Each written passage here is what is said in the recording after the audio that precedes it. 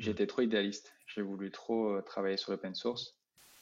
Pour le coup, c'est le meetup de JS Paris, donc je l'avais lancé et ça m'a permis de lancer le premier meetup VJS d'Europe.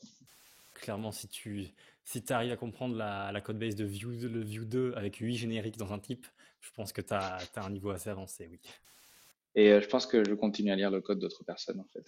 Ça a toujours été. J'ai commencé comme ça quand j'étais petit en lisant le code d'autres gens. Vous écoutez le podcast Dev Theory Interviews.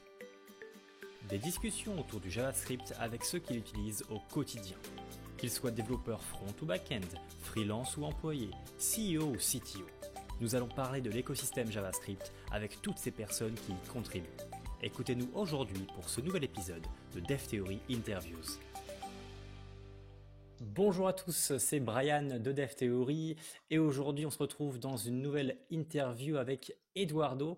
Eduardo qui est un membre de la core team de Vue.js et qui est également actuellement le développeur du store Pinia. Pinia qui est actuellement quasiment la seule alternative à Vuex sur Vue 2 et Vue 3. On va en reparler un petit peu. Il a été lead développeur, lead teacher et il est actuellement donc développeur front-end et consultant. Donc on va parler de tout ça avec lui tout de suite. Donc salut Eduardo, comment tu vas? Salut, merci beaucoup. Ça va très bien, et toi? Enfin, Ça sauf va mes très petits très problèmes bien aussi. internet. Ouais, mais ça ira. On est principalement là pour du vocal, donc c'est pas grave. Voilà. Oui. Eh bien écoute, je me demandais à l'heure actuelle comment toi tu te présentes aux gens, si tu dois te présenter en fait. Je me présente différemment selon la personne, bien évidemment. Je pense Ah, que ça dépend si je veux mettre en avant le côté open source, si je veux mettre en avant mon côté freelance ou consultant, je pense. Mais ça va être toujours une des deux ou les deux. ok, Donc, soit je vais ok, dire ok. que je suis développeur open source ou je suis le créateur du routeur et je m'occupe aussi de pas mal de choses autour dans l'écosystème de Vue. Soit je vais dire que je suis freelance front-end avec une expertise en Vue du coup, bien évidemment. Mhm, ok. Et donc, est-ce que tu peux rapidement nous énumérer donc toutes les activités que tu fais à l'heure actuelle, en fait, tout dans quoi tu contribues ou qu'est-ce que tu fais, quoi? Parce qu'il y a beaucoup de choses. Alors, euh, ouais, je réduis par rapport aux actifs. Enfin, ce qui est actif, ça va être le routeur et Pinia. C'est mon centre en ce moment. Sinon, je Ok. garde aussi. C'est moi qui m'occupais des dernières releases sur Vue 2, par exemple. Les derniers patchs et tout, regrouper un peu les quelques bugs fixes. C'est moi qui les ai envoyés sur NPM. Mhm. Enfin, c'est moi qui ai regroupé tous les patchs, j'ai fait les revues de code, j'ai émergé ça, j'ai testé et j'ai fait les releases sur Vue 2. Sinon, je fais pas mal de Ok. triaging aussi, mais maintenant un peu moins sur Vue 3 parce que simplement il n'y a pas de temps pour tout faire. Et je faisais aussi Vuefire, laquelle j'avais développé pour Vue 2 et Vue 3, et j'ai pas eu vraiment eu le temps de reconsacrer du temps, enfin de reconsacrer du temps pour faire base 9 et mettre à jour. Ça demande mine de rien pas mal de veille sur les nouvelles versions. Et Clairement. quand tu n'utilises pas directement ou quand j'ai pas un projet actif sur lequel je peux le tester, c'est un peu moins motivant de passer du temps dessus. C'est sûr, c'est sûr. Ok, ok, ok. Donc il y a pas mal de choses. Donc actuellement, on est d'accord que tu n'es pas employé dans une entreprise. Tu es vraiment full freelance et tu contribues à l'open source en fait. Oui, je suis vraiment freelance. Donc j'ai une SAS, format classique de freelance en France en tout cas. Et ça fait donc une partie de mes revenus comme ça et l'autre en donation. Ok, ok, ok, je vois. Et donc au quotidien, dans la semaine, est-ce que tu as une manière de t'organiser justement entre, par exemple, je sais pas, le lundi, mardi, enfin la moitié de la semaine c'est de l'open source, le reste c'est du freelance, ou est-ce que comment tu t'organises quoi au niveau de ces activités-là? Et ben en vrai, j'essaie encore de trouver un modèle qui me convienne, tu vois, dans lequel tu te sentes bien et efficace. Mhm. J'ai l'impression que pour moi, ce qui marche, c'est faire des batchs. Donc c'est quelque chose qui marche pour beaucoup de monde. mais j'ai tendance à quand même beaucoup multitasker. Et je pense que c'est là où je peux améliorer des choses. C'est-à-dire que, par exemple, dernièrement, j'ai coupé mes notifications GitHub, c'est-à-dire que je ne watch même pas mes repositories. Donc, Mhm. je vais manuellement aller chercher de temps en temps et faire du triaging. Donc, quand j'ai tous les quelques jours, je jette un coup d'œil. Et je pense que ça m'a aidé pas mal, Mhm. parce que sinon, je jetais des coups d'œil assez souvent. Et comme j'ai les notifications sur GitHub, bah, tu les vois apparaître. Donc maintenant, je n'ai que pour les mentions et les conversations que je suis. Donc ça m'a permis de me dire, je fais du triaging, par exemple, que une fois par jour, enfin, ou peut-être une fois tous les quelques jours, si je suis sur d'autres Mhm. choses. Et idéalement, j'essaie de faire des semaines entières sur si c'est open source ou freelance. Donc j'aime bien faire des chunks. J'aime bien, j'ai pas envie de faire du switch entre un jour ça, un jour open source, un jour un projet freelance. Ça, je pense l'avoir fait un peu des fois et c'est pas grave. Autant mettre, Ok. si j'ai une mission, autant mettre autant de jours possible ensemble. Tu vois, si c'est une semaine entière, 3 jours, tu les mets ensemble et le reste, je passe en open source. Oui, clairement. Bah, de toute façon, je pense également que c'est une très bonne solution. Comme ça, tu as tout le contexte toujours en tête. Tu vas pas switcher de contexte, donc oublier des C'est trucs ou ça. quoi. Donc, clairement, tu as raison. Et pour les notifications GitHub, je pense aussi que c'est la meilleure chose à faire, que ce soit GitHub ou un autre service, hein, qui envoie des notifications. Je pense que le mieux, c'est d'aller vers le service pour voir justement ce qui est à faire plutôt que le service qui vient vers nous avec les notifications. Clairement, je pense que niveau orga, ouais, c'est une bonne idée. Surtout pour ton cas, en fait, où tu es très actif dans l'open source, pour pas que tu sois noyé de notifications, ça paraît clairement le meilleur à faire. Et donc, moi, je me pose également une question, c'est que tu es, dans ce monde-là de l'open source, et tu es très actif et les projets auxquels tu contribues, ce sont des projets massifs quand même. Euh, J'aimerais un peu revenir aux sources. Comment toi, à la base, t'es tombé dans le développement, notamment le développement web, et qu'est-ce que tu as fait petit à petit? Mais la première question, c'est surtout, voilà, comment tu es entré dans le développement, quoi. Dans le développement, c'était quand j'étais petit, vers 13 ans. Je m'étais intéressé simplement pour m'amuser, pour faire des jeux vidéo. Et sur un programme qui s'appelle GameMaker, je m'amusais dessus. Et peu à peu, j'ai appris à coder sans trop me rendre compte. Ça a pris du temps, environ un an. Mais finalement, je comprenais, je pouvais écrire du code en fait dans ce langage de programmation qui ressemblait au C. Et au web, par contre, j'ai mis un peu plus de temps à m'intéresser. Alors, ce qui est marrant, c'est que j'ai quand même fait un peu de web à cette époque-là. Donc ça, c'était il y a bien 15, un peu plus de 15 ans, 15, 17 ans, 17 ans. Euh, donc c'était l'époque où le web était assez, assez simpliste. C'était l'époque avec les GIFs, c'était ce genre de site web, tu vois, la Mhm. Space Jam qui existe encore. Et donc j'en ai fait quelques-uns, mais pas grand-chose. Vraiment que des petits trucs en CSS et un peu d'HTML, avec un petit peu de PHP à un moment en back-end. C'était vraiment l'époque du PHP en back-end, Clairement. avec des petits fichiers FTP, c'était sympa.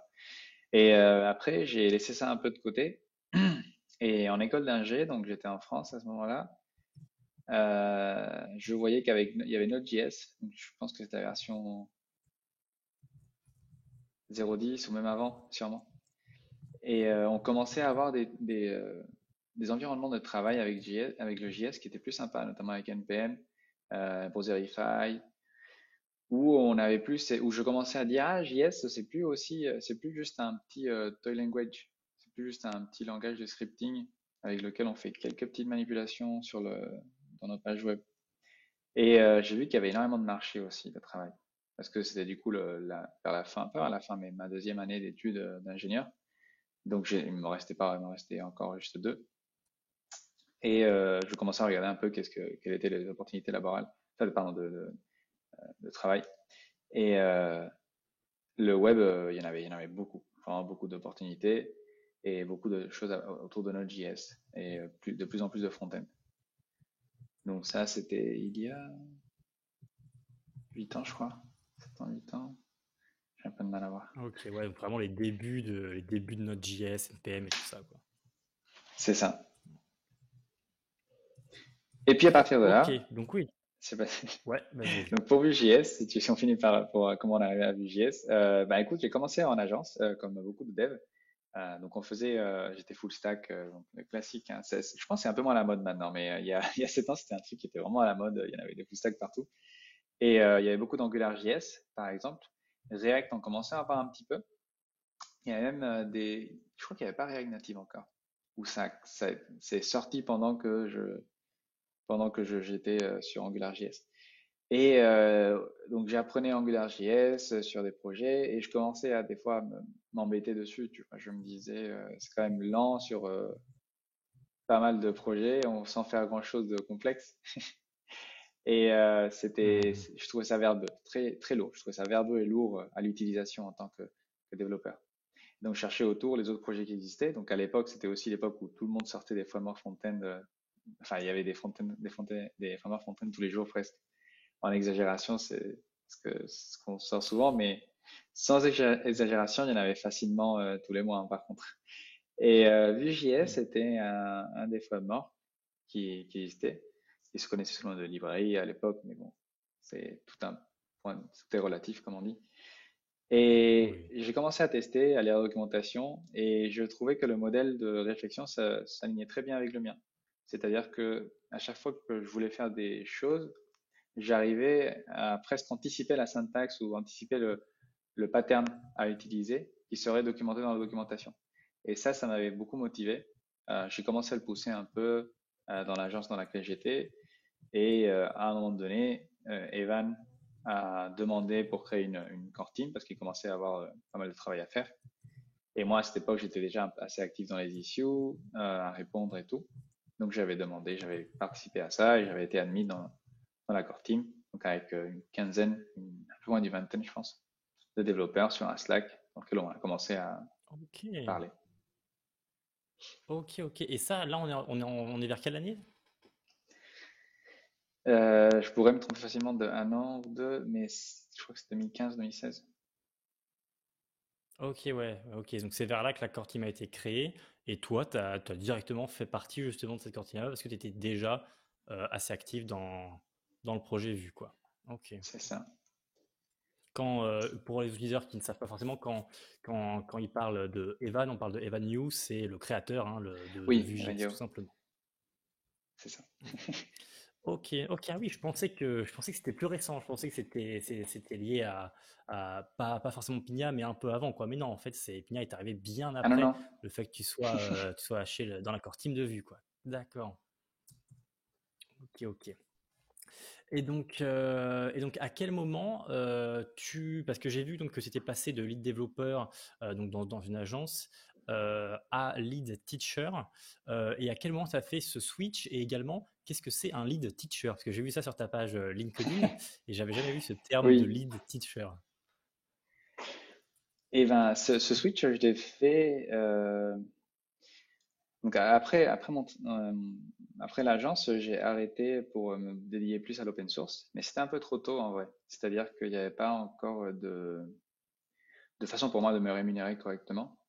Et Hmm. j'étais trop idéaliste. J'ai voulu trop travailler sur l'open source. Donc ça m'a fait surtout fait brûler de l'argent qu'autre chose à être heureux, mais brûler de l'argent quand même pour pouvoir vivre sans avoir des revenus. Euh, Hmm. Surtout à Paris, pas le meilleur endroit C'est pour ça. sûr. Mais c'est là où il y avait aussi les contacts, c'est là où il y avait tous les meet-ups. J'organisais les meet-ups de Paris aussi, de VGS. Et donc, il y avait d'autres avantages auxquels j'y tenais assez. Et donc, au bout d'un moment, j'ai commencé à chercher des opportunités de travail aussi. J'ai un ancien collègue c'est la personne qui était mon coach à l'agence. Il m'avait contacté, recommandé pour un travail, donc de lead teacher. Et à l'époque, je faisais déjà des workshops et je trouvais le travail intéressant, le contexte intéressant. Donc, il s'agissait d'apprendre, d'enseigner un bootcamp de code, donc à des personnes qui sont en reconversion. Et donc, c'est un challenge assez différent par rapport au workshop que je faisais à des développeurs qui sont déjà formés généralement. Et je leur montre juste à utiliser Vue.js. Ici, on partait de profils très différents. Des personnes qui n'ont jamais fait de code avant, même si ça arrive à faire un petit peu, d'autres qui sont très débrouillards, d'autres qui ont des connaissances d'ingénieurs. Il y avait vraiment de tout. Des gens qui avaient fait, qui pouvaient être gérants de bar, tu vois, mais qui étaient motivés, qui avaient un certain profil assez particulier qui faisait qu'ils pouvaient euh, arriver à devenir développeurs plus tard, avec le temps. Et donc lead teacher, pourquoi? Parce qu'il y avait aussi d'autres teacher assistants, c'est-à-dire que je donnais les cours pendant toute la journée, et après il y avait des exercices, et je pouvais pas aider tout le monde en même temps. Donc il y avait d'autres profs qui ne donnaient pas les cours, mais qui étaient là pour aider pendant les cours et pendant les exercices. Donc Ok, c'est juste ça. ok, je vois le truc. Ah, c'est sympa, c'est sympa. Et euh, et t'as Et je parlé faisais aussi le de contenu, Meetup. des fois. Ouais, ouais, ouais, ok. T'as parlé de meet-up et de workshop. À quel moment ça a commencé également, ces meet-up et ces workshops? T'as organisé toi-même, t'as lancé des meet-up sur Paris? Comment s'est passé tout ça?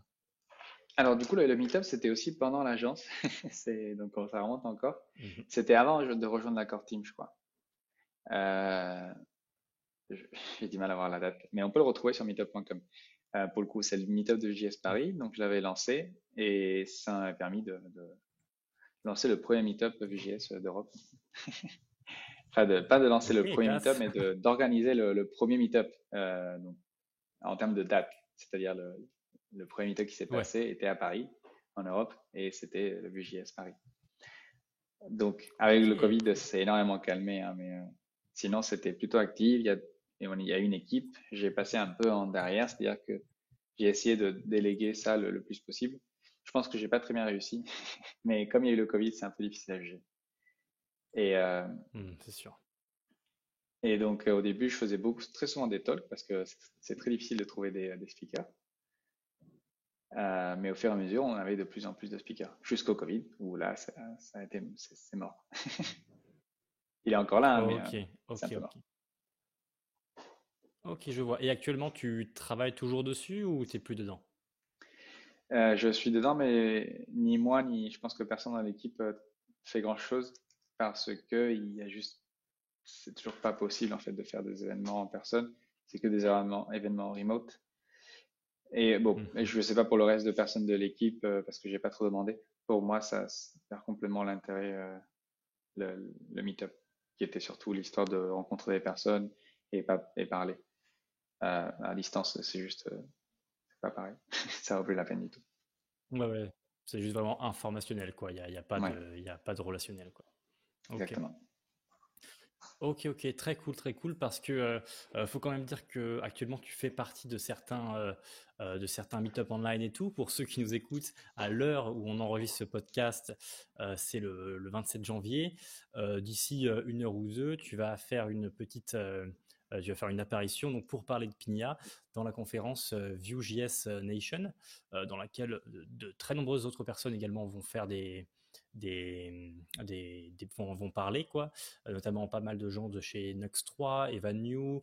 Il y a vraiment pas mal de gens de l'écosystème de Vue.js qui vont parler dans cette conférence en ligne. Donc tu vas en faire partie et je mettrai également le lien donc en ressources sur les rediffusions de cette conférence si jamais il y en a parmi vous qui sont intéressés pour voir ça et notamment pour voir ton replay pour parler de Pigna bien sûr parce que dans ce podcast on va parler de Pigna mais je suppose qu'avec la conférence tu vas montrer des choses un peu plus concrètes que ce qu'on va pouvoir dire ici en vocal.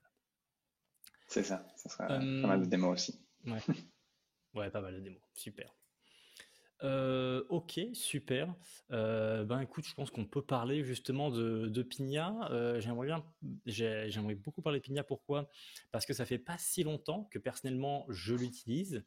En fait, j'utilise que depuis Nux Free parce qu'avant, eh bien, j'avais appris Vuex tout simplement, donc j'utilisais Vuex et également Vuex était intégré de base dans Nux 2 en fait. Donc je ne te posais Oui, pas la c'est vrai. question de quel store tu allais choisir puisque c'était intégré quoi. Tu avais juste à créer ton dossier store et tu avais Et ça ton marche. store.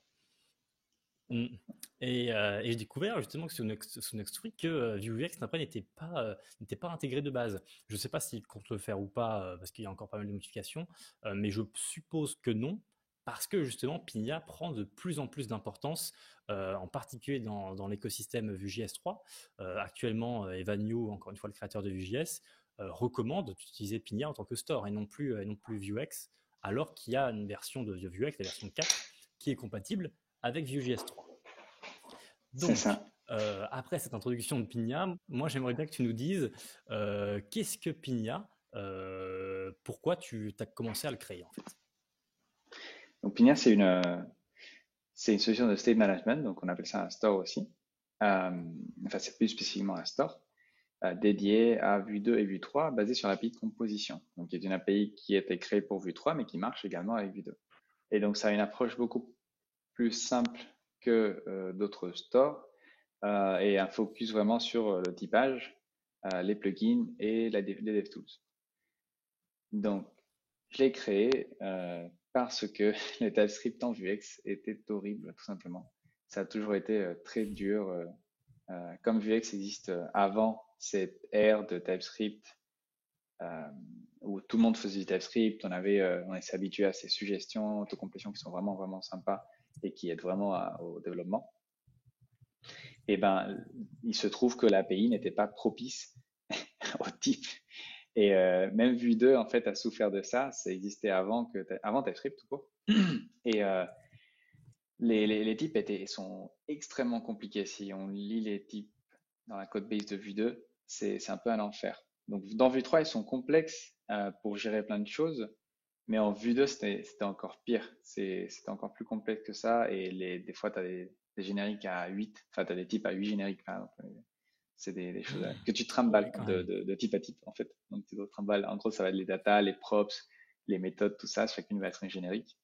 Et ce qui est normal, hein, c'est nécessaire pour avoir le typage. Oui. Mais en effet, ça se marie pas trop.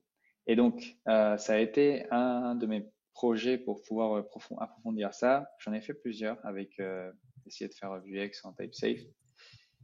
Et, euh, et donc, Pinia, en fin 2019, alors qu'il n'y avait pas encore Vue 3 qui était sorti, j'avais fait cette librairie basée sur l'API de composition, donc pour Vue 2, qui avait, à mon avis, une syntaxe facile à gérer et qui permettait d'avoir donc du typage automatique, inféré le plus possible. C'est-à-dire que des fois, on oublie qu'on est en TypeScript parce qu'on écrit le même code qu'en JS, tellement il y a d'infères.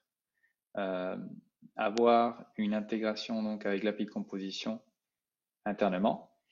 Et après, il y avait quelques petites améliorations par rapport à Vuex que je voulais, comme par exemple le fait d'avoir tous les stores qui sont euh, modularisés. En gros, il y a une structure complètement aplati. Il n'y a pas de nesting de modules ou de store comme on peut avoir en Vuex. Du coup, on peut explicitement faire en sorte qu'un store soit utilisé par un autre store parce qu'il n'y a plus ce concept de module, ils sont tous des stores. Mais en fait, bien que tous les stores sont rapatriés dans ce qu'on appelle le Pinia, tu les crées individuellement. Et donc, cette création individuelle et dynamique fait que par design, dès que l'API est faite, tous les modules sont dynamiques et donc tous les stores peuvent être lazy loadés ou même de façon naturelle. C'est-à-dire que si on importe un store dans une page et que vous avez lazy loadé les pages, ce qui se fait automatiquement avec Nux par exemple, et ce qui est de toute façon une bonne pratique, très facile à mettre en place, et bien vos stores vont aussi bénéficier de ça. Donc il y a des trucs comme ça, des valeurs comme ça qui ont été rajoutées, qui pour moi être importantes, en plus de la DX. Ok, donc c'est super intéressant tout ça et effectivement Pinia pour ça le fait super bien et le fait que tous les modules, que tous les stores en fait finalement soient sur une architecture justement plate comme ça, eh bien c'est je trouve excellent parce que tu vas pouvoir justement les appeler les uns les autres sans avoir de necessité et tout. En tout cas en tant que développeur, je trouve ça vraiment plaisant et plus plaisant qu'utiliser les modules de Vuex. Faut quand même rappeler que l'API, c'est-à-dire que, enfin l'API que nous en tant que développeurs on utilise, c'est finalement quasiment la même. Tous les noms, getters, setters, actions, tout ça, c'est les mêmes noms globalement. Donc, si vous passez de Vuex à Pinia, ça fait pas un gros changement en fait. Vous allez quasiment écrire la même chose à l'intérieur du moins d'un store, ou du moins il y a les mêmes notions. Sauf qu'il n'y a pas les mutations, ce qui est un vrai plus parce que c'est quand même c'est très verbeux sous Vuex d'avoir les mutations. C'est ça. Et donc, tu as également parlé donc que directement tu l'as écrit en TypeScript. Juste pour savoir, toi, à quel moment tu t'es mis sur TypeScript? À quel moment tu t'es dit, ça y est, je vais apprendre TypeScript, j'ai commencé à tout écrire en TypeScript, quoi. Ah, ça a Si tu été te rappelles de progressif, ça. hein. Je me rappelle pas très bien. Je Ouais. pense que j'ai commencé en 2017-2018 Ok, à, ouais, à quand faire même du un bon moment. TypeScript. Et ça a pris du temps. Après, je l'utilisais pas partout. Mais j'ai commencé à essayer de faire des types un peu plus complexes avec des expériments de store précisément pour mieux comprendre. Et c'est avec ça que, et du temps, de la pratique, que j'ai appris, continué enfin, j'ai beaucoup appris TypeScript et maintenant je pense que j'arrive à avoir un niveau assez avancé en TypeScript. Ok, ok, oui, bah clairement, si tu arrives à comprendre la code base de Vue, le Vue 2 avec 8 génériques dans un type, je pense que t'as un niveau assez avancé, oui. Super. J'ai bien envie également de te poser une autre question, c'est comment tu vois Pina dans le futur? Est-ce que tu vois Pina dépasser Vuex en termes de popularité? Comment tu vois Pina par rapport à Vuex, mais aussi par rapport à Vue dans l'écosystème en fait? Moi, je pense que la simplification qu'on trouve avec Pygna par rapport à VX, c'est aussi une façon de dire aux gens de pas trop utiliser le store. Je pense que les gens overutilisent VX et sûrement Pygna aussi. Donc, moi, j'espère avoir plutôt une descente de l'utilisation des stores en général, plus qu'autre chose. Vue offre aujourd'hui, avec l'API de composition, il y a encore moins besoin d'utiliser un store. Et en plus, souvent, le store est assez mécompris. On pense qu'il sert à persister un état. C'est très souvent ce que j'entends, par exemple.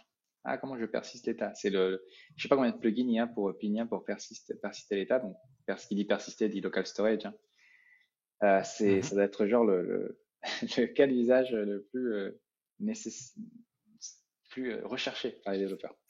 Et pourtant, on n'en a pas besoin, en fait, on n'a pas besoin d'un store pour faire ça.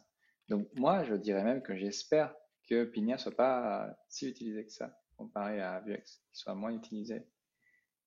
Sinon, par rapport à Vuex, c'est sûr que ça remplace l'idée de Vuex 5, hein. Donc, ce qui est pratique, c'est que comme l'API est complètement différente, ça sert à rien d'avoir le même nom, ça va surtout faire casser toutes les recherches Google et tout. Donc, tout le référencement qui existe pour Vuex, ça va le casser. Donc, je pense que c'est une bonne chose qu'on a fait de garder les deux noms différents. Euh, Et c'est bien d'avoir une version Vuex 4 qui permet aux gens de migrer facilement une code base de Vue 2 vers Vue 3. Comme ça, ils n'ont pas besoin de réécrire leur code. Et ils peuvent même utiliser Pygna s'ils veulent en même temps, surtout s'ils ont des problèmes avec TypeScript et tout. Mais c'est pas une question de remplacer, même si ça remplace un peu le rôle de Vuex en Vue 3, pour Vue 3, pardon. Euh, Moi, je pense que j'espère que ça permet aux gens de voir qu'on peut faire plus simple, qu'on n'a pas besoin d'utiliser forcément une architecture Flux pour gérer l'état des applications, le store. Et notamment si tu regardes n'importe quel autre, les stores aujourd'hui dans d'autres librairies, hein, comme ça React, Svelte ou Angular même, tu verras elles ont pas mal simplifié, elles deviennent assez unitaires. Elles se focalisent beaucoup sur l'état et la manipulation de l'état d'une façon unitaire, au lieu d'avoir une espèce d'entité comme un store qui regroupe tous les concepts. Et c'est marrant parce que ça s'aligne pas mal avec les API de composition où on crée des états unitaires. Et Pygna, c'est pas ça. Ça permet d'avoir un état quand même, enfin, ça crée une entité qui regroupe l'état, les actions, les getters, parce que c'est plus pratique pour les gens pour réfléchir de cette façon-là. Mais moi, je pense que dans le futur, il y aura de moins en moins d'usage de store. Du moins, c'est ce que je me dis. Et par quoi ces usages de sorts seront remplacés? Par justement la Composition API, par des composables si on parle de Vue.js? C'est ça. Ok, ok, ok. Ouais, c'est vrai que c'est intéressant, surtout quand que j'ai l'impression que Nuxt, Nuxt 3 est vraiment dans également ce move-là, dans le sens où ils ont carrément un nouveau dossier maintenant, Composables, où on va pouvoir créer tous nos Composables en fait, qui vont être auto-importés. Et c'est vrai que quand on voit ça également, le use state qu'on va pouvoir utiliser partout avec Nuxt 3, on peut se dire qu'on pourrait remplacer un store par du use state dans certains cas quand c'est pas trop complexe. Donc oui, je suis plutôt aligné avec ton idée, avec ta vision, c'est vrai. Ben écoute, je pense qu'on a fait le tour de Pina. J'ai bien envie de te poser deux petites questions pour finir ce podcast. La première de ces deux questions, ce serait actuellement, comment tu évolues en tant que développeur, que ce soit développeur JavaScript ou développeur globalement. Est-ce que tu continues d'apprendre des choses? Comment tu continues à apprendre des choses? Voilà, comment tu évolues, quoi. Je continue effectivement d'apprendre des choses en faisant de la veille technique notamment. Donc, en regardant des nouvelles specs qui sortent généralement, je vais aller lire les specs, je vais apprendre des patterns, ça va permettre de voir d'autres façons de faire.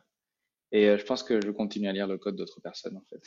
Ça a toujours été, j'ai commencé comme ça quand j'étais petit en lisant le code d'autres gens. Et je pense que c'est un des skills les plus intéressants en tant que dev. C'est être capable de comprendre le code de quelqu'un d'autre, passer du temps dessus et donner sens à ça dans sa tête. Et du coup, en voyant comment d'autres gens font, tu apprends toi-même à faire des choses d'une façon que tu n'aurais pas pensé. Mhm, clairement, clairement.